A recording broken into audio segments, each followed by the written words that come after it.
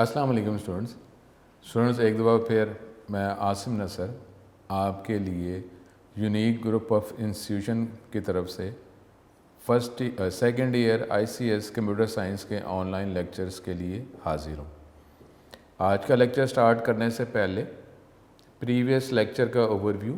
Previous lecture में जो basic structure of C program जो हम डिटेल में थ्योरेटिकल लॉजिकल डिस्कस उसको इम्प्लीमेंट कर चुके हुए थे, उसमें टॉपिक प्री प्रोसेसर डायरेक्टिव को हमने डिटेल में डिस्कस किया। प्री प्रोसेसर डायरेक्टिव जो सी प्री प्रोसेसर के लिए कंपाइलिंग से पहले की हदायत होती हैं, डायरेक्टिव्स होते हैं। दो डायरेक्टिव्स हमारे सिलेबस में शामिल है, इंक्लूड और डिफ़ाइन। इसको हमने डिस्कस किया, इसका सिंटेक्स डिस्कस किया कि किस तरीके से इसको लिखा जाता है, क्या इसका सिंटेक्स है। आपको लाजमी उसी सिंटेक्स रूल को फॉलो करते हुए ही ये आपको इंस्ट्रक्शन लिखनी पड़ती हैं। अगर नहीं लिखेंगे तो एरर आएगा, कंपाइलर एरर शो करेगा। इसी सिंटेक्स के मुताबिक लिखेंगे तो इस स्टेटमेंट को कंपाइल और आगे लिंक कन्वर्ट किया जाएगा। ये हमारा लास्ट लेक्चर था और इसके बाद नेक्स्ट लेक्चर जो है, आज का लेक्चर जो है वो डिफरेंट टाइप्स ऑफ एरर्स जो आते हैं सी लैंग्वेज में उसकी कैटेगरीज़ को डिस्कस करना है। तो ये आज का लेक्चर है, जो आज के लेक्चर में इसको हम कंटिन्यू करेंगे, स्टार्ट करेंगे।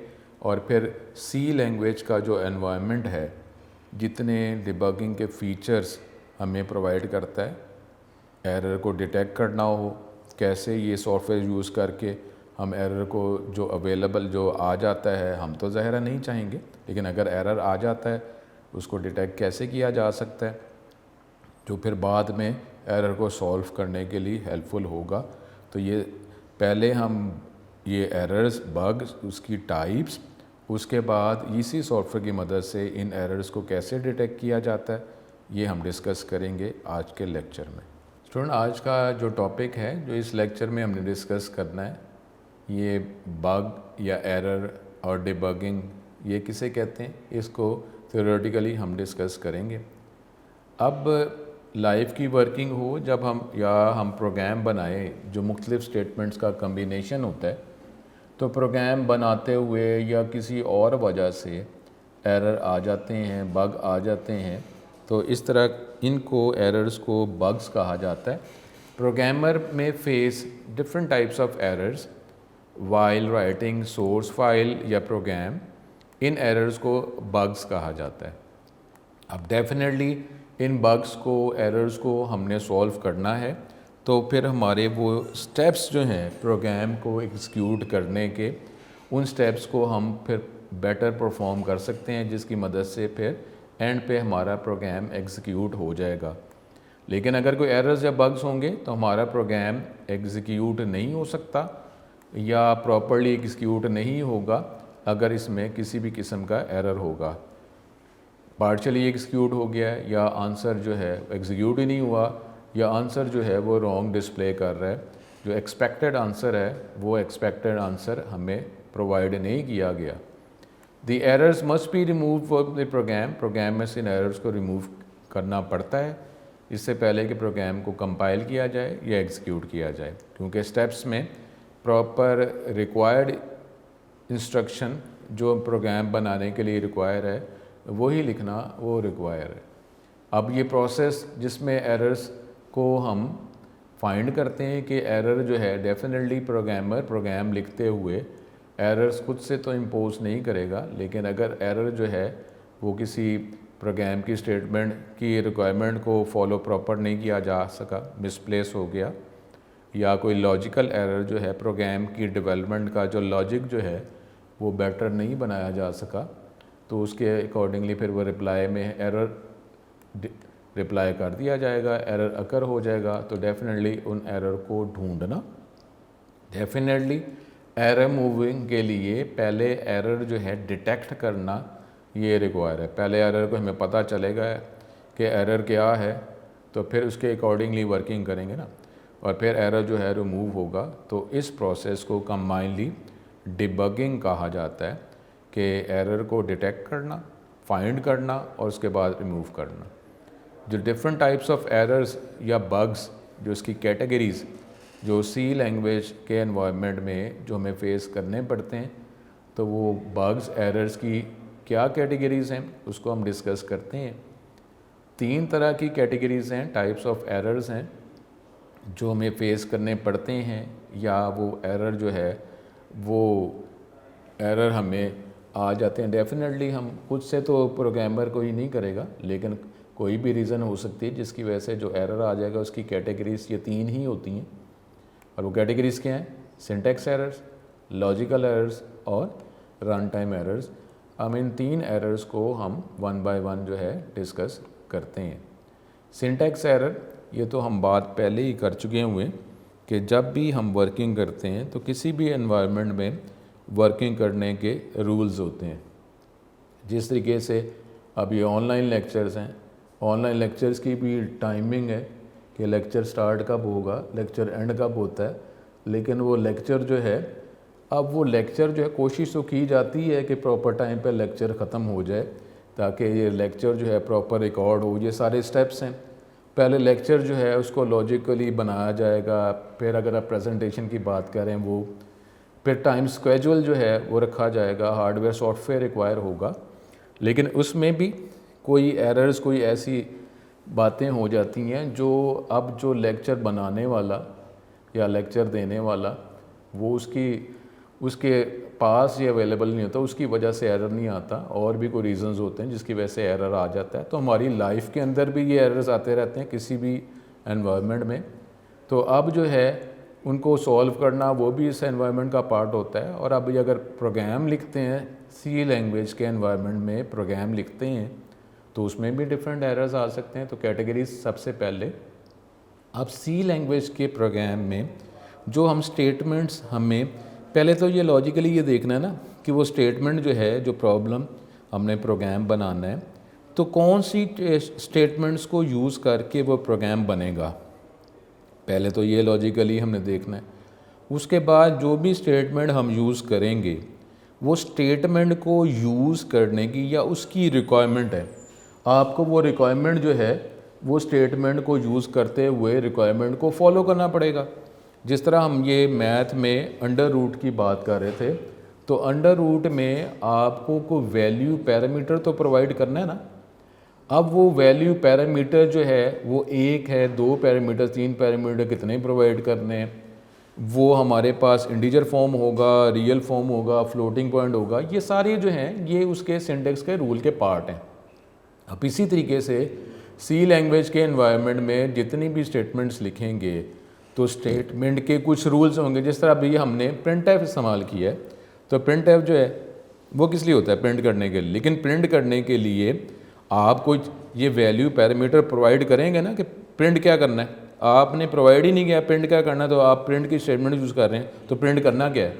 तो ये जो है, जो एरर जो हैं उसका जो सिंटेक्स है, अगर आप सिंटेक्स को फॉलो करते हुए स्टेटमेंट नहीं लिखेंगे या स्टेटमेंट के आर्गुमेंट प्रोवाइड नहीं करेंगे, तो ये सिंटेक्स एरर जो है उसकी वजह बनेगा। तो ये है हमारे पास पहले इसकी कैटेगरी, सिंटेक्स एरर।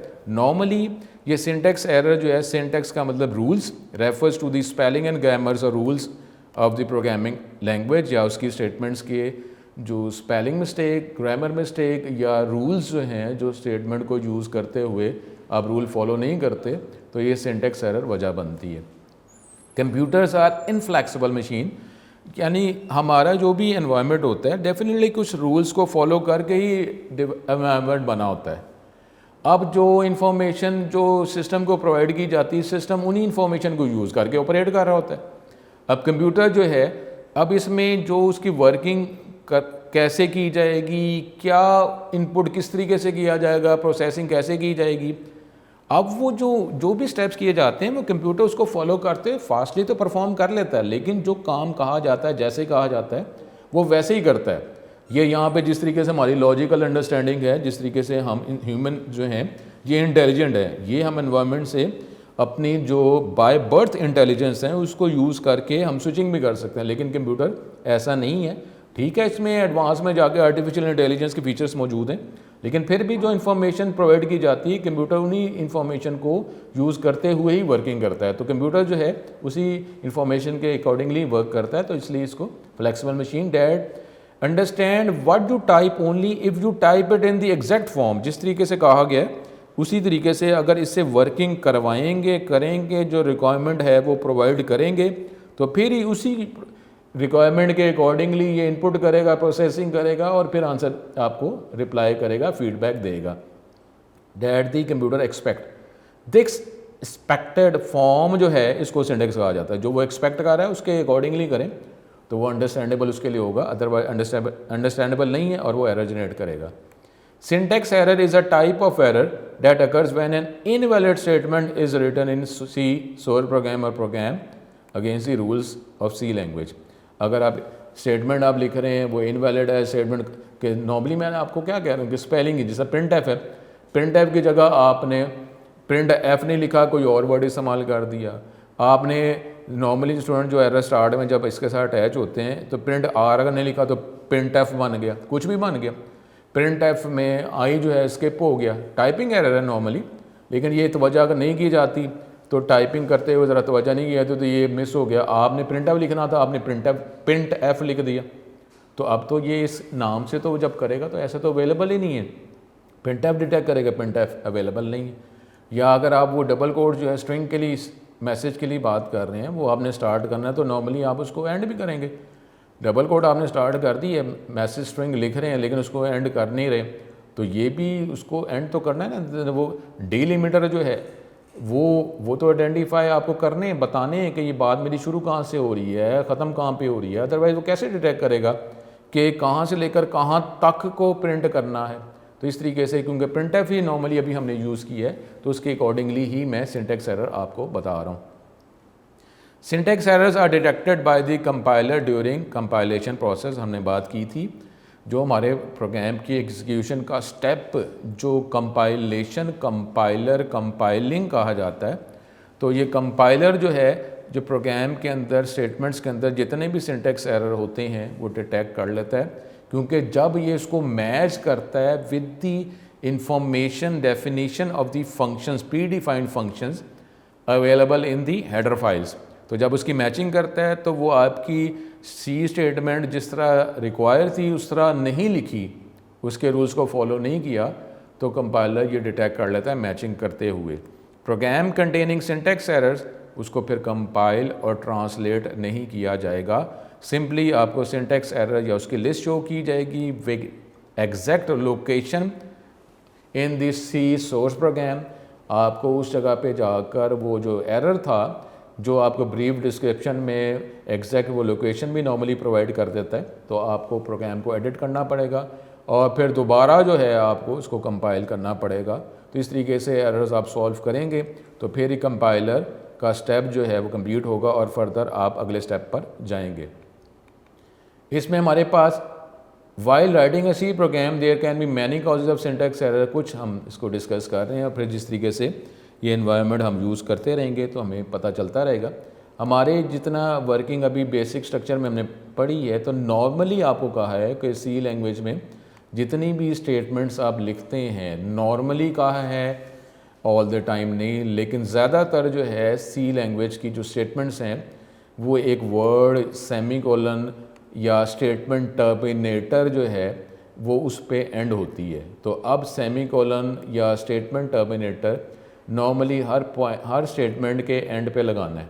अगर आप नहीं लगाएंगे तो ये एक रूल था, ये एक सिंटेक्स था जो आपको मस्ट फॉलो करना था, आपने फॉलो नहीं किया तो फिर ये सिंटेक्स एरर जनरेट करने की वजह बनेगी और कंपाइलर आपको वो एग्जैक्ट लोकेशन प्रोवाइड कर देगा कि इस जगह पे सेमीकोलन एक्सपेक्टेड था, स्टेटमेंट टर्मिनेटर एक्सपेक्टेड था, आपने प्लेस नहीं किया तो ये एरर जनरेट हो जाएगा।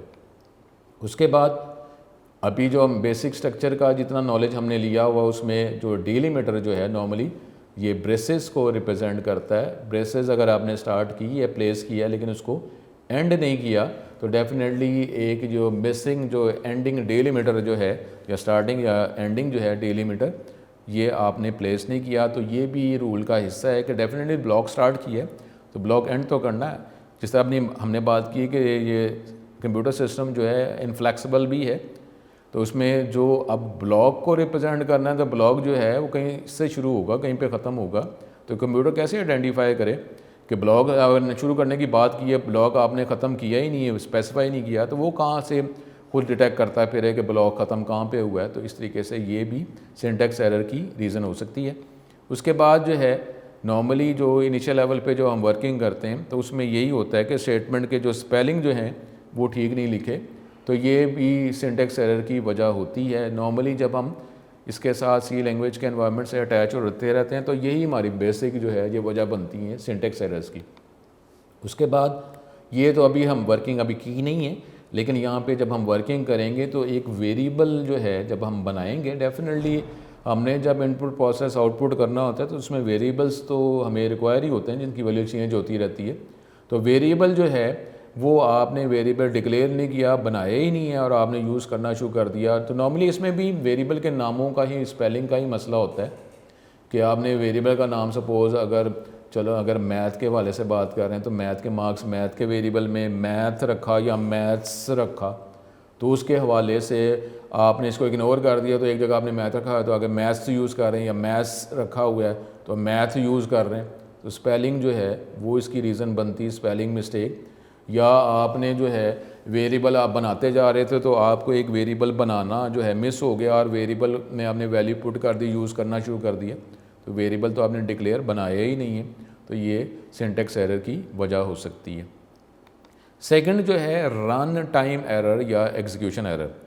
अब एग्जीक्यूशन एरर का मतलब क्या होगा, वो जो हमने स्टेप्स ऑफ एग्जीक्यूशन की बात की थी, अब उसमें जो एग्जीक्यूशन का जब स्टेप किया जा रहा है, जब प्रोग्राम एग्जीक्यूट हो रहा है तो उस टाइम ही एरर आएगा ना, तो उसको कहेंगे रन टाइम एरर और एग्जीक्यूशन एरर। लेकिन आपको जो स्टेप्स जो अगर आपके माइंड में हो तो हमने स्टेप्स क्या किए थे, पहले हमने क्रिएट एडिट किया, उसके बाद सेव किया, फिर कंपाइल किया, फिर लिंक किया। लिंक करने के बाद जो है एग्जीक्यूशन का स्टेप होता है और उससे पहले लोडर भी है, लेकिन हम उसको करके एग्जीक्यूशन एंड पे हो रहा है जब प्रोग्राम को एग्जीक्यूट किया जा रहा है। इसका मतलब पहले सारे स्टेप्स जो है परफॉर्म हो गए हैं, परफॉर्म कर दिए गए हैं। तो इसका मतलब है कि ये जो रन टाइम एरर, जो एग्जीक्यूशन एरर है, ये जो अभी हमने बात सिंटैक्स एरर की थी उसके बाद ही होगा ना, क्योंकि सिंटैक्स एरर कौन डिटेक्ट कर लेता है, कंपाइलर। और ये कंपाइलर का जो कंपाइल करने का कंपाइलेशन का स्टेप जो है एग्जीक्यूशन से पहले होता है ना। तो इसका मतलब है कि जब हम इस एग्जीक्यूशन एरर की बात कर रहे हैं और इसका मतलब है कि हमारा प्रोग्राम एंड पे सारे स्टेप्स परफॉर्म करने के बाद एग्जीक्यूट किया जा रहा है, तो उसका मतलब है उस प्रोग्राम के अंदर किसी भी किस्म का सिंटैक्स एरर अवेलेबल नहीं है। लेकिन अब जो है, अब आपने लिंक कर दिया, लिंक करने के बाद प्रोग्राम को एग्जीक्यूट किया जा रहा है, उस टाइम कोई ऐसी एबनॉर्मेलिटी हो गई है या कोई ऐसा स्टेप, ऐसी वैल्यू प्रोवाइड कर दी गई है जो उस टाइम एग्जीक्यूशन करते हुए एक्सपेक्टेड नहीं थी, रिक्वायर्ड नहीं थी, तो अब वो एग्जीक्यूशन एरर आ जाएगा। नॉर्मली जो है कि आपने एक फ़ाइल का नाम लिखा, अब फ़ाइल का नाम लिख दिया, ठीक है, फ़ाइल का नाम जो है जब उसको देखा जाएगा वो फ़ाइल उस फोल्डर में अवेलेबल है तो प्रोग्राम ज़ाहिर चल गया क्योंकि फ़ाइल उस फोल्डर में अवेलेबल थी। अब वो प्रोग्राम चल रहा है जो एग्जीक्यूशन की हम बात कर रहे हैं, और दोबारा अगर यही प्रोग्राम दोबारा आपने चलाया और फाइल जो है उस फोल्डर में अब एग्जिस्ट नहीं करती, तो अब ये प्रोग्राम जो है जब इसको एग्जीक्यूट किया जाएगा तो अब ये एग्जीक्यूट नहीं होगा। यानी ये कुछ ऐसी सिचुएशंस हैं कि कोई ऐसा एरर जो कभी ये प्रोग्राम एग्जीक्यूट हो रहा है और कभी नहीं हो रहा। तो अब सपोज़ अगर आप डिवाइड की बात करते हैं, मैथ के वाले से बात अगर हम कर रहे हैं, सिंपल इनिशियल लेवल पे यही एग्जांपल्स हैं, वर्किंग करेंगे तो देखते जाएंगे। आप दो वैल्यूज़ को डिवाइड कर रहे हैं, अब डिवाइड अगर आप कर रहे हैं 5 को डिवाइड बाई 3 तो ठीक है, डिवाइड हो जाएगा। लेकिन अगर आप 5 को आप डिवाइड अगर 0 से कर रहे हैं तो ये क्या है हमारे पास, ये एग्जीक्यूशन एरर है या इन्फिनिटी की हम बात करते हैं, तो ये पॉसिबल नहीं है कि इसको एग्जीक्यूट किया जा सके। अब दूसरा जो है लॉजिकली अगर आप देखें कि अगर आप दो वैल्यूज़ को जमा कर रहे हैं 5 प्लस ये, अगर आपने 5 प्लस उसके बाद किसी का नाम जमा कर रहे हैं, वो जो स्टूडेंट का नाम है, एड्रेस जमा कर लें, तो ये किसी के मार्क्स और उसका एड्रेस जो है ऐड हो सकता है। तो इस तरीके से मुख्तलिफ़ चीज़ें जो हैं जब एग्जीक्यूट किया जा रहा होता है तो उस टाइम जो एक्सपेक्टेड है वो एक्सपेक्टेड जो है वो अकरेंस नहीं हो सकी, तो ये run time error. A type of error that occurs during the execution program is known as runtime error, execution error. It is caused when a statement directs the computer to perform an or execute an illegal operation, जो मुमकिन नहीं है, logically मुमकिन नहीं है, या computer के लिए ही मुमकिन नहीं, क्योंकि फाइल एग्जिस्ट पहले एक जगह फोल्डर में थी, अब एग्जिस्ट नहीं कर रही।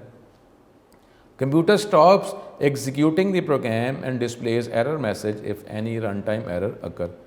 अब इसकी कुछ वजह runtime error की, when the program instructs the computer to perform an illegal operation, जैसे आप किसी नंबर को अगर आप डिवाइड 0 से कर रहे हैं तो ये पॉसिबल नहीं है, ये इलीगल ऑपरेशन है जो परफॉर्म करने को कहा जा रहा है, तो ऐसा नहीं हो सकता।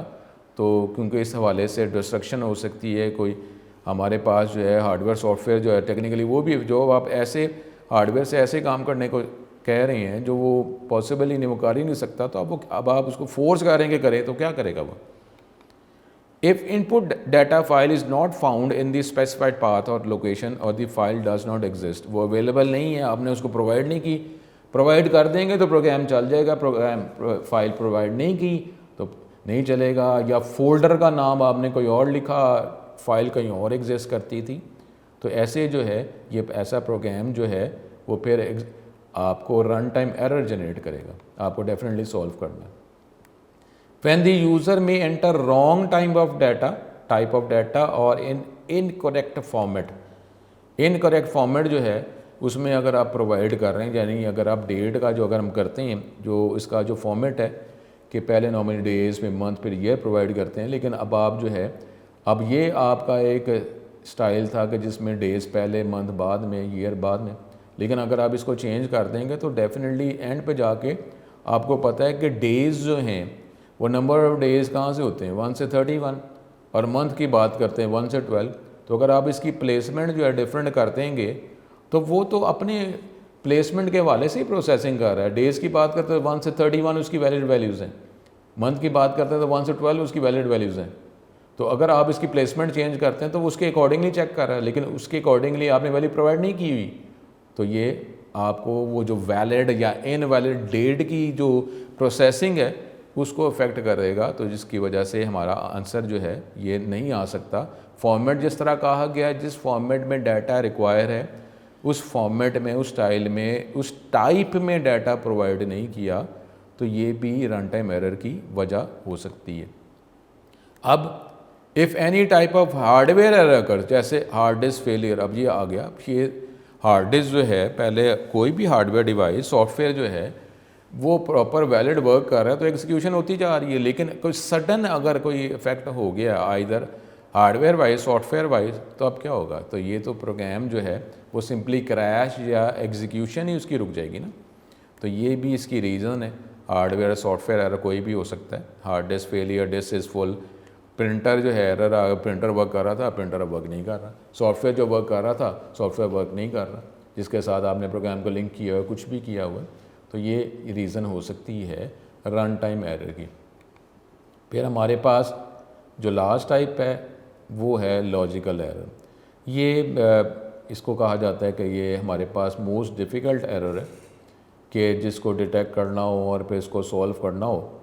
अब लॉजिकल एरर का मतलब है कि इसका ताल्लुक तो आपके प्रोग्राम की जो डिज़ाइनिंग है उसके साथ ही, उसकी डेवलपमेंट डिज़ाइनिंग जो आपका उसका आर्किटेक्चर है उसके अकॉर्डिंगली बात की जा रही है कि प्रोग्राम जो है आपने उसकी अगर डिज़ाइनिंग ही बेटर नहीं की, तो जब उसको उस डिज़ाइनिंग ही आपकी बेटर नहीं है, जब उसको आप इम्प्लीमेंट करना चाहेंगे, डिज़ाइन ही ठीक नहीं है, तो उसको कैसे आप इम्प्लीमेंट कर सकेंगे। तो अब जो है ये सबसे डिफ़िकल्ट एरर, इसको भी हम देखते हैं। A type of error that occurs due to wrong और poor logic of the programmer और the wrong sequence of instructions, या तो प्रोग्रामर का प्रोग्राम बनाने का लॉजिक जो है, जो डेवलपमेंट आर्किटेक्चर को जिसने फॉलो करना था वही उसने फॉलो नहीं किया, या प्रोग्राम की स्टेटमेंट्स जो हैं, program is a combination of different instruction statements, लेकिन उसका सीक्वेंस जो है वो आपने डिस्टर्ब कर दिया, तो फिर ये कोई लॉजिक प्रॉपर तो नहीं बना। जिस तरीके से अगर आपने कॉलेज में आने की बात अगर करते हैं तो कॉलेज में आने से पहले जो है, एकेडमी में आने से पहले जो है कि डेफिनेटली आप ड्रेसिंग की बात करते हैं, बुक्स जो है आप डिटेक्ट करते हैं, बैग प्रॉपरली जो है उसको मैनेज करते हैं, फिर कन्वेंस को यूज़ करते हुए आप अपनी एकेडमी कॉलेज तक पहुंचते हैं। अब ये डिफरेंट स्टेप्स हैं, लेकिन अगर आप स्टेप्स का सीक्वेंस चेंज कर देते हैं कि हम कॉलेज एकेडमी पहले आ जाते हैं, उसके बाद फिर हम देख रहे हैं कि हमारा ड्रेस ठीक है कि नहीं ठीक है। अब कॉलेज तो आप आ चुके हुए हैं, अब वो जो स्टेप्स है ड्रेस चेंज करने का, देखने का, वो तो कॉलेज आने से पहले करना था। अब कॉलेज एकेडमी आप आ गए हैं, अब आप अपना ड्रेस देख रहे हैं, तो आप क्या करेंगे? स्टेप्स तो वही हैं, लेकिन स्टेप्स का सीक्वेंस चेंज कर दिया, तो ये भी एक लॉजिकल एरर होता है। इसी तरीके से सोर्स कोड या प्रोग्राम में इंस्ट्रक्शंस जो हैं, वो इंस्ट्रक्शंस जो रिक्वायर थी डेवलपमेंट के लिए चाहिए थी, आपने क्या वही यूज़ किए, और दूसरा उसका सीक्वेंस जो रिक्वायर था कि आपने वो स्टेटमेंट उसी सीक्वेंस में प्लेस किए हैं। तो ये दोनों ही वजह हो सकती हैं लॉजिकल एरर की। तो स्टेटमेंट भी जो रिक्वायर है वही हो और सेम सीक्वेंस में। तो अगर रॉन्ग लॉजिक या पुअर लॉजिक या डेवलपमेंट आपने डिज़ाइनिंग ठीक नहीं की, या रॉन्ग सीक्वेंस ऑफ इंस्ट्रक्शंस के अकॉर्डिंगली आपने प्रोग्राम बना दिया, उसको इम्प्लीमेंट करना चाह रहे हैं, तो अब इसमें क्या होगा? अब ये अगर अपने प्रोग्राम के हवाले से हम बात करेंगे, ये जो सी के सोर्स प्रोग्राम की बात कर रहे हैं, तो उसने चेक क्या करना है? उसने वो सिंटैक्स एरर चेक करना है। सिंटैक्स एरर ठीक है, अगर रन टाइम एरर नहीं है, तो वो तो लॉजिकली जो है, अब आप लॉजिक ही आप गलत दे रहे हैं, तो वो अगर पॉसिबल है उसको एग्जीक्यूट कर सकता है, तो वो उसने एग्जीक्यूट कर देना है। लेकिन अब क्या है कि जो आपकी डेवलपमेंट ही, डिज़ाइनिंग ही ठीक नहीं हुई है, तो उसने कोई चीज़ अगर बना दी है, प्रोग्राम बना दिया है, बिल्डिंग बना दी है, अब बिल्डिंग में भी बन गई है, प्रोग्राम बन गया, लेकिन वो हमें जो रिक्वायर्ड जो एफिशिएंसी जो है वो नहीं मिलेगी। आंसर जो है अनएक्सपेक्टेड हो जाएगा, रॉन्ग आंसर आ जाएगा। तो अब जो है हम समझ रहे हैं कि आंसर आ गया, तो आंसर जो है नॉर्मली हम उसको आउटपुट एंड की बात करते हैं, लास्ट एंड की बात करते हैं, इन्फॉर्मेशन एंड की बात करते हैं। तो हम कह रहे हैं ठीक है आंसर आ गया। अब वो आंसर पे अगर हमने गौर नहीं किया, अगर हमें मैनुअल वर्किंग का अंदाज़ा नहीं है, नॉर्मली आपको पता है कि फर्स्ट ईयर के वाले से पता था, SDLC की हम बात करते हैं, तो जब भी कोई डेवलपमेंट के बाद उस एनवायरनमेंट को चेक किया जाता है कि सारे फेजेस जो हैं उसके अकॉर्डिंगली ही काम कर रहे हैं। टेस्टिंग फेज़ होता है, प्रोग्राम डेवलपमेंट में टेस्टिंग फेज़ होता है, तो उसमें चेक किया जाता है कि जो भी एक सिनेरियो है उसकी नोन वैल्यूज़, नोन आंसर को चेक किया जाता है प्रोग्राम को यूज़ करते हुए कि ये वैल्यूज़ हैं और इसका मुझे आंसर पता है। तो जब ये प्रोग्राम के अंदर, कोडिंग के अंदर यही वैल्यूज़ दी जा रही हैं, तो मेरा प्रोग्राम भी सेम ही आंसर दे रहा है जो हमें पता था। तो इस तरीके से sample data, original data provide किया जाता है। टेस्टिंग डिफरेंट फेजेज़ हैं, उसके अकॉर्डिंगली चेक किया जाता है, और फिर वो सॉफ्टवेयर जो मैच्योर होता है उसके बाद उसको इम्प्लीमेंट किया जाता है।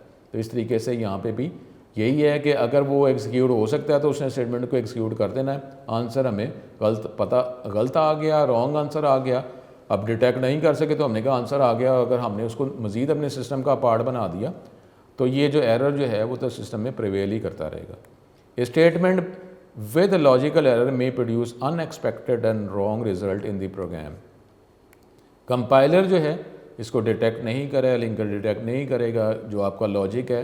कंपाइलर लिंकर को आपका लॉजिक तो नहीं पता ना, कि अगर आप वो ऐड कर रहे हैं और आपने अभी जो हमने बात की है कि एक न्यूमेरिक वैल्यू को एक आप किसी के नाम में आप ऐड करते जा रहे हैं, तो आपने अगर प्लस करना था, प्लस की जगह आपने माइनस कर दिया, तो अब माइनस और प्लस जो है इसके लिए नॉर्मली अगर हम कहते हैं कि दो वैल्यूज़, दो पैरामीटर्स रिक्वायर हैं, प्लस के साइन से पहले, प्लस के साइन के बाद, माइनस के साइन से पहले, माइनस साइन के बाद, तो दो वैल्यूज़ आपने सिंटेक्स तो फॉलो कर लिया। आपने प्लस करना था, माइनस कर दिया, तो वो तो माइनस करके प्लस करना था, माइनस करके आपने स्टेटमेंट लिखी है, तो वो माइनस करके आंसर दे देगा।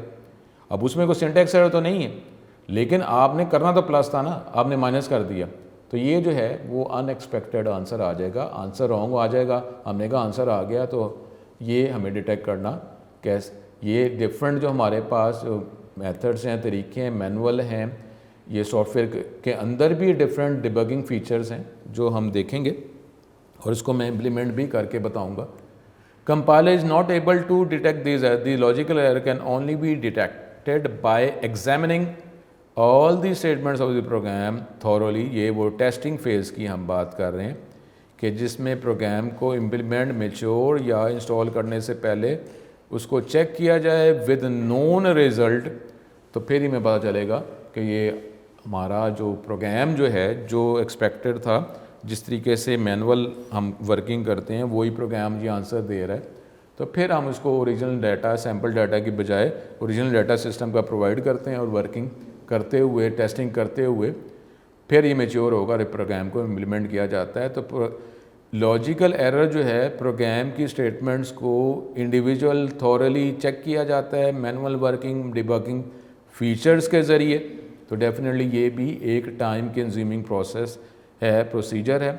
नॉर्मली ये नहीं होता है कि प्रोग्राम बना दिया तो प्रोग्राम को चेक किए बगैर ही इम्प्लीमेंट कर दिया जाए, ऐसा नहीं होता। कोई भी इन्वायरमेंट जो है, चाहे हमारे प्रोग्राम डेवलपमेंट इन्वायरमेंट है या टीचिंग इन्वायरमेंट है, कोई भी इन्वायरमेंट है, उसके अंदर जो है चेकिंग, टेस्टिंग जो है वो होती ही रहती है। जब टेस्टिंग प्रॉपर्ली हो जाती है तो फिर ही वो सिस्टम मैच्योर हो के वर्किंग करना स्टार्ट करता है। अब जो इसके जो लॉजिकल एरर्स की जो वजह हो सकती हैं, वो अब जो हमने बात की थी, incorrect sequence of statements instructions. आपने प्रोग्राम लिख दिया, उसका सीक्वेंस जो है वो जिस तरह रिक्वायर था वो सीक्वेंस में स्टेटमेंट नहीं लिखी। आपने जिस तरह बात हम कर रहे थे, एडिशन करनी थी, सब्ट्रैक्शन कर दी है, या आपने स्टेटमेंट जो है नंबर 1 पोजीशन में लिखनी थी, नंबर 3 पे लिख दी है, तो आप इसको चेक नहीं कर रहे, तो ये एरर वजह बन सकती है। फार्मूला जो प्रोग्राम के अंदर, स्टेटमेंट के अंदर जो इस्तेमाल कर रहे हैं वो ठीक नहीं है, तो ज़ाहिर है ये आपकी डिज़ाइनिंग में, जो डिज़ाइनिंग के अंदर आपने जो सोचा था तो वो आपकी सोच या लॉजिक जो है वो ठीक नहीं है। तो आप उसके अकॉर्डिंगली तो फार्मूला सही पुट कर रहे हैं, लेकिन लॉजिक ही ठीक नहीं है। तो इसलिए फार्मूले का तो कोई कसूर नहीं है, आपके प्रोग्राम का जो वर्किंग में जो इसका लॉजिक जो था, जिस तरीके से प्रोग्राम आपको बनाना था, जो स्टेटमेंट यूज़ करनी थी, जिस सीक्वेंस में यूज़ करनी थी, आपने वो यूज़ नहीं की, जिसकी वजह से ये लॉजिकल एरर आता है। ये मोस्ट डिफ़िकल्ट एरर है डिटेक्ट करना, क्योंकि आपका ये जो एनवायरनमेंट है, नॉर्मली कोई भी जो डेवलपमेंट एनवायरनमेंट है वो आपके लॉजिक को चेक नहीं कर सकते कि क्या आप चाहते थे। तो वो आपको जो एनवायरनमेंट जो है वो आपको ये प्रोवाइड कर दे कि ये आप क्या कर रहे हैं, आप चाहते तो ये थे तो कर आप ये रहे हैं, तो उसको तो अंडरस्टैंडिंग नहीं है आपके लॉजिक की, तो इसलिए ये डिफ़िकल्ट है डिटेक्ट करना। कंपाइलर, क्या इसकी वजह है? कंपाइलर वो डिटेक्ट ही नहीं कर सकता इन एरर्स को। उसके बाद इट डज़ नॉट क्रैश और होल्ड द प्रोग्राम, प्रोग्राम आपका रुकना ही नहीं है, क्योंकि अगर देखें हम सिंटेक्स एरर है तो वो एक उसका स्टॉप पॉइंट है, क्रैश पॉइंट है, आपका जो स्टेप जो है एग्जीक्यूशन का वो कंपाइलर एंड पे रुक गया। अगर हम रन टाइम की बात कर रहे हैं तो ये रन टाइम जो है, जब प्रोग्राम एग्जीक्यूट हो रहा है और मज़ीद प्रोग्राम एग्जीक्यूट नहीं हुआ, अनएक्सपेक्टेड आंसर आ गया या प्रोग्राम क्रैश कर गया, वहीं रुक गया। लेकिन अब ये जो लॉजिकल एरर है, इसमें तो कोई किसी भी स्टेप पे प्रोग्राम रुकेगा नहीं। अगर वो सिंटेक्स डेफिनेटली पहले डिटेक्ट हो गया, सिंटेक्स एरर है ही नहीं, रन टाइम एरर है ही नहीं है, तो अब आपने लॉजिक ही ठीक नहीं है, तो उस लॉजिक, जो गलत लॉजिक है, उसके अकॉर्डिंगली तो प्रोग्राम की एग्जीक्यूशन होती रहेगी। वो उसी के अकॉर्डिंगली जो है इनपुट को प्रोसेस करके आउटपुट इन्फॉर्मेशन प्रोवाइड करता रहेगा, बनाता रहेगा। और इन्फॉर्मेशन अगर आपसे डिटेक्ट नहीं हुआ कि आंसर गलत आ चुका हुआ है, तो वो इन्फॉर्मेशन जो है फर्दर हमारे प्रोसेसिंग साइकिल में वो इन्फॉर्मेशन जो है फिर मज़ीद वो फर्दर इनपुट को अफेक्ट करती रहेगी, तो हमारा प्रोग्राम जो है, जो एनवायरनमेंट जो है वही ख़राब और ख़राब ही चलता जा रहा है। तो ये भी एक वजह है कि इसने प्रोग्राम को होल्ड या क्रैश करना ही नहीं है। अब इसके लिए जो डेवलपर जो है उसको पूरी स्टेटमेंट जो है, सी की पूरी स्टेटमेंट, प्रोग्राम की सारी स्टेटमेंट्स को रिव्यू करना पड़ेगा, देखना पड़ेगा कि जी कौन सी लाइन जो है वो जो इस लॉजिकल एरर की वजह बनी है। अब उसमें या सीक्वेंस है तो वो सीक्वेंस डिटेक्ट कर सकता है कि ये प्रोग्राम की ये स्टेटमेंट सी, तो मुझे स्टेटमेंट तो मैंने ठीक लिख ली है, लेकिन ओहो ये मैंने स्टेटमेंट जो है इस लाइन इस जगह पे लिखनी थी, मैंने इस जगह पे लिख ली। डेफिनेटली जब आप टोटल कैलकुलेट करेंगे तो वैल्यू, आप पहले वैल्यूज़ प्रोवाइड करेंगे ना, फिर उसकी प्रोसेसिंग टोटल होगी, एवरेज होगा, परसेंटेज निकलेगी और फिर आगे रिपोर्ट बनेगी। तो ये स्टेप्स जो हैं अगर आपको डिटेक्ट हो गए कि हो मैंने इसका सीक्वेंस ठीक नहीं लिखा, वो डिटेक्ट हो गया तो सिंपली वो तो ईजी है, क्योंकि आपने सिर्फ प्रोग्राम की स्टेटमेंट तो ठीक है लेकिन उसका सीक्वेंस ठीक नहीं है, तो आपने सीक्वेंस को चेंज करेंगे। लेकिन इसके लिए भी आपको थॉरली जो है हर स्टेटमेंट की वर्किंग और इसके पोजीशनिंग जो है स्टेटमेंट की उसको चेक करना पड़ेगा।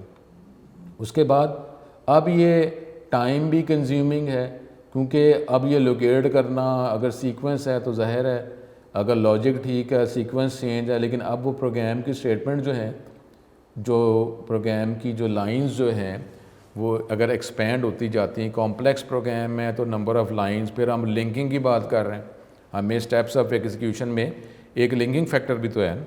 अब लिंकिंग फैक्टर का मतलब क्या है कि वो आपका प्रोग्राम जो है इंडिविजुअल, जब एक सॉफ्टवेयर हाउस में जब वर्कलोड डिवाइड किया जाता है तो एक सॉफ्टवेयर डेवलपर कोडर जो है उसका अपना सेपरेट जो काम उसको कहा गया है वो तो प्रॉपर्ली वर्क कर रहा है, लेकिन एंड पे सॉफ्टवेयर हाउस में डिफरेंट जो सॉफ्टवेयर डेवलपर्स हैं उनका प्रोग्राम जो उनको वर्कलोड दिया गया एंड पे तो एक कंप्लीट सॉफ्टवेयर के तौर पे वर्क करेगा ना, तो एंड पे इसको लिंक तो करना है। लेकिन अब जो है जब लिंक किया जा रहा है तो उसमें कोई एक ऐसी स्टेटमेंट जिसका ताल्लुक जो है किसी और डेवलपर की कोडिंग के साथ है, तो अब आपने इंडिविजुअल चेक कर लिया, लेकिन अब उसको कंबाइनली अगर चेक नहीं किया तो individually as a separate individual developer वो तो वर्क कर रहा है, लेकिन जब आप उसको लिंक करेंगे तो एक स्टेटमेंट का ताल्लुक जो है उसकी वर्किंग का, उस इसके लॉजिक का ताल्लुक दूसरे डेवलपर की कोडिंग पोर्शन के साथ है। तो ये भी एक टाइम कंज्यूमिंग है। अगर जब हमारा प्रोग्राम जो है उसकी लेंथ इंक्रीज़ हो जाती है, डिफरेंट डेवलपर्स काम कर रहे हैं, तो कई दफ़ा होता है सॉफ्टवेयर हाउस में कि इंडिविजुअल पोर्शन चल रहा है लेकिन जब उसको कंबाइन करते हैं, अब कंबाइन करते हुए प्रॉब्लम आ जाता है वो डेवलप जो है वो करने के लिए सॉफ्टवेयर, क्योंकि आपको कंबाइन नहीं एज ए सॉफ्टवेयर आपको जो क्लाइंट है उसको प्रोवाइड करना है। तो अब इंडिविजुअल वो चल रहा है, अब कंबाइन करते हैं एरर आ रहा है, तो अब कंबाइन करते हैं एरर आ तो मे भी हो सकता है किसी एक सॉफ्टवेयर डेवलपर की जो हमारे पास कोडिंग है अब उसको चेंज करना पड़ जाए। ये भी रेयर हो सकता है कि लिंकिंग के स्टेप में जब एक जो प्रोग्राम है उसकी स्टेटमेंट का ताल्लुक किसी और डेवलपर की कोडिंग की किसी स्टेटमेंट के साथ है, अब वो इंडिविजुअल वर्क कर रहा है लेकिन जब कंबाइन कर रहे हैं तो वर्क नहीं कर रहा, तो इसका मतलब है कि मे बी उस सॉफ्टवेयर डेवलपर की जो कोडिंग है उसके सीक्वेंस में कोई फ़र्क हो, या मे बी उसके लॉजिक में अब लिंकिंग की वजह से उस लॉजिक में फ़र्क पड़ गया। ये भी रेयरली हो सकता है। तो एंड पे जब सॉफ्टवेयर हाउस में सिर्फ इंडिविजुअली नहीं कंबाइन करके टेस्टिंग में, इंडिविजुअल टेस्टिंग ही नहीं जिस तरह हमने बात फर्स्ट टाइम में की थी कि हमने उसको सिर्फ मॉड्यूलर टेस्टिंग ही नहीं करनी बल्कि उसकी as a system whole system भी चेकिंग करनी है। तो फिर जो है, लेकिन हमारे सेकेंड ईयर ले ICS के अंदर ये हमारे पास ये डिफरेंट सॉफ्टवेयर डेवलपर्स की जो वर्किंग का जो एनवायरनमेंट है उसकी इम्प्लीमेंटेशन सेकेंड ईयर में नहीं है। ये अगर आप प्रोजेक्ट की बात करते हैं जिसमें डिफरेंट जो डेवलपर्स जो हैं जो कंबाइनली काम करते हैं, जो प्रोजेक्ट की बात करते हैं, ये अब नेक्स्ट डिग्री के अंदर जाके जब प्रोजेक्ट मिलेंगे, जब आपको एज ए टीम काम करना पड़ेगा एज ए डेवलपर्स, तो वहाँ पे ये वर्किंग होगी, इस सेकेंड ईयर ICS में नहीं है। तो ये हमारे पास जो है ये आज का लेक्चर जिसको हमने डिस्कस किया, ये एरर्स, एरर की टाइप और उसको डिटेल में डिस्कस किया। नेक्स्ट लेक्चर में जो C लैंग्वेज का जो वर्जन हम यूज़ कर रहे हैं वर्जन 3, उसके अंदर भी ये डिबगिंग के फीचर सॉफ्टवेयर ही हमें प्रोवाइड करता है, बजाय इसके इसको मैनुअल चेक किया जाए। सॉफ्टवेयर के अंदर डिफरेंट कमांड्स ऑप्शंस अवेलेबल हैं, आप अपने C लैंग्वेज के प्रोग्राम को इस डिबगिंग फीचर्स के ज़रिए प्रोग्राम के अंदर जो एरर्स हैं उसको डिटेक्ट कर सकते हैं। डिटेक्ट अगर हो जाता है, एरर डिटेक्ट हो जाए तो फिर आसान ही होता है कि डिटेक्ट हो जाए तो फिर उसको सॉल्व हम कर सकते हैं अगर हमारे पास उसको सॉल्व करने की अंडरस्टैंडिंग मौजूद है। तो कम से कम ये जो C लैंग्वेज का जो वर्जन है ये डिबगिंग फीचर से आपको एरर को डिटेक्ट करने में हेल्प प्रोवाइड कर देता है। हेल्प हो जाएगी, प्रोवाइड हो जाएगी, तो डेफिनेटली अब मेरे पास नॉलेज है तो मैं उस एरर को सॉल्व कर दूंगा। तो ये नेक्स्ट लेक्चर में हम देखेंगे। उसके बाद जो है इंशाल्लाह ताला ये C लैंग्वेज के ये एनवायरनमेंट को यूज़ करते हुए ये चैप्टर 8 में जितनी हमने वर्किंग की है तो हम इसको देखेंगे। इंशाल्लाह दोबारा मुलाकात होगी। अस्सलाम वालेकुम।